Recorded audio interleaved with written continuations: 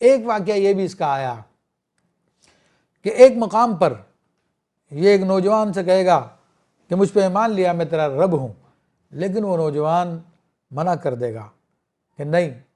میرا رب اللہ ہے،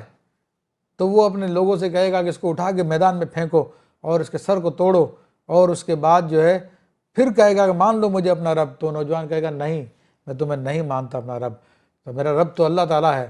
پھر وہ اس نوجوان کے 2 ٹکڑے کر دے گا جسم کے اوپر سے تلوار چلا کے، اور پھر دونوں ٹکڑوں کے بیچ میں آئے گا، جائے گا، چل کے دکھائے گا اور لوگوں کو بتائے گا دیکھو میں اس کو دوبارہ زندہ کرتا ہوں۔ پھر اس کے پاس وہ شعبدے ہوں گے، وہ دوبارہ زندہ کر دے گا۔ وہ نوجوان اٹھ کے بیٹھے گا تو اس سے کہے گا اب تو مانتے ہو میں تمہارا رب ہوں؟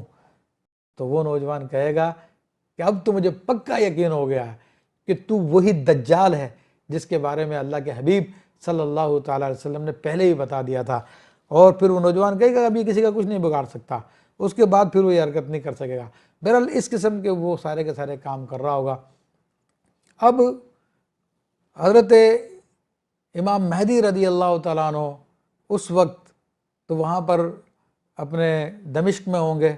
اور وہاں کی جامع مسجد اموی میں ہوں گے، اور آپ ماشاءاللہ حکومت فرما رہے ہوں گے، عدل و انصاف فرما رہے ہوں گے، لوگوں کے اندر عدل قائم کر رہے ہوں گے،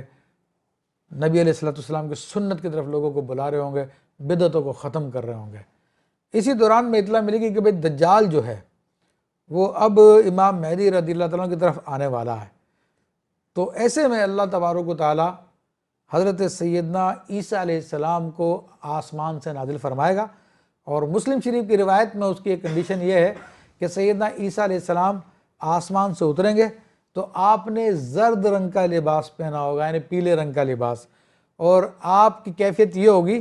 کہ آپ کے دونوں بازو 2 فرشتوں کے کاندھوں پہ ہوں گے، اور فرشتے آپ کو لے کر یہ جامع مسجد اموی ہے اس کا ایک منارہ ہے، سفید منارہ، اس پر آپ نزول فرمائیں گے۔ وہ سفید منارہ لوگ اکثر جا کے دیکھتے بھی ہیں، اور آج کل تو اس کے اوپر الیکٹرک وائر لگایا ہوا ہے تاکہ کوئی بھی کھڑا ہو کے وہاں پہ دعویٰ نہ کر دے کہ میں عیسیٰ علیہ السلام ہوں۔ لیکن عیسیٰ علیہ السلام جب اس منارے پہ اتریں گے تو وہ فجر کا وقت ہوگا، اور فجر کے ٹائم جو ہے جب آپ مسجد میں تشریف لائیں گے اقامت کہیں جا چکی ہوگی، کسی کو ظاہری طور پہ معلوم نہیں ہوگا کہ حضرت عیسیٰ علیہ السلام تشریف لا رہے ہیں،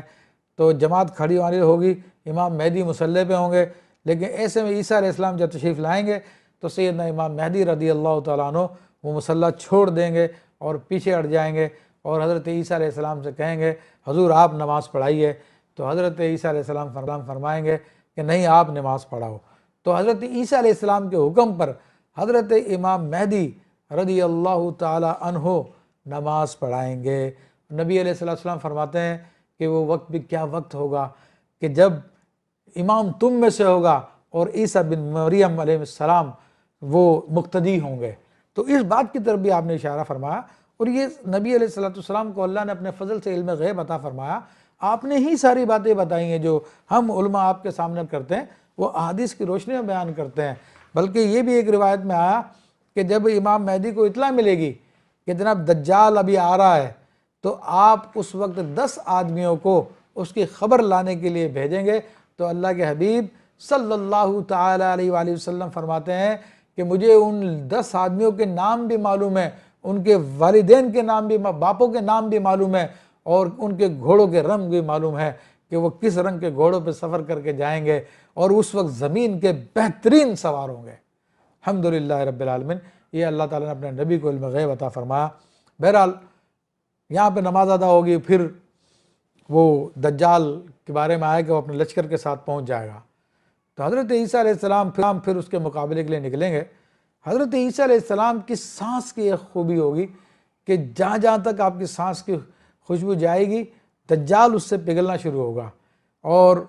آپ کی سانس کی خوشبو آپ کی حد نگاہ تک جائے گی۔ بہرحال اس لشکر سے مقابلہ ہوگا، اس لشکر سے قتال ہوگا، دجال کے لشکر کو قتل کیا جائے گا، کیونکہ دجال کے ساتھ یہ اصفہان کا علاقہ ہے ایران میں، اس علاقے کے 70,000 یہودی ہوں گے، 13,000 عورتیں بھی ہوں گی۔ یہ سارا کا سارا لشکر دجال کے ساتھ مل جائے گا، اور دجال کے ساتھ مل کے سارے کام کر رہے ہوں گے۔ اور وہ یہودی آج بھی وہاں پہ رہتے ہیں،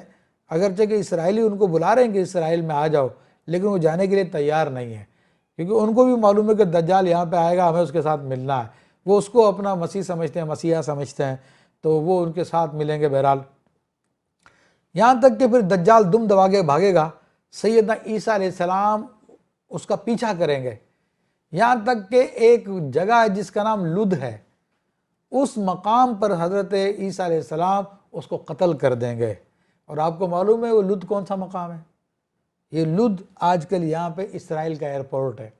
اور نبی کریم صلی اللہ علیہ وسلم نے جس زمانے میں یہ بات بیان فرمائی تھی، اس زمانے میں وہ گاؤں تھا، جگہ تھی،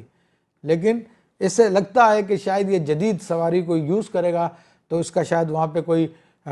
ہیلی کاپٹر یا کوئی ایسی سواری ہوگی جس میں بیٹھ کے وہ بھاگنے کے چکر میں ہوگا، لیکن سیدنا عیسیٰ علیہ السلام اس کو وہاں پہ قتل کر دیں گے۔